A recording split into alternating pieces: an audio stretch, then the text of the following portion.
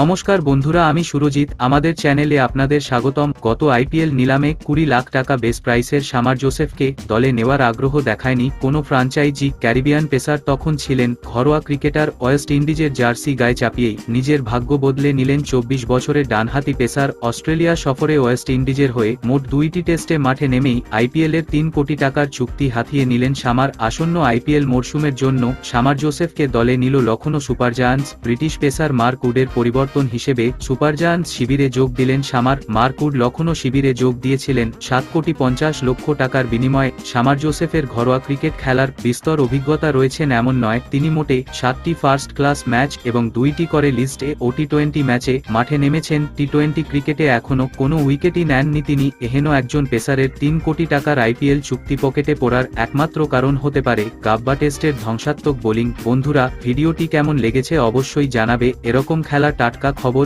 এবং আপডেট পেতে লাইক আর সাবস্ক্রাইব করুন আমাদের চ্যানেল। ধন্যবাদ।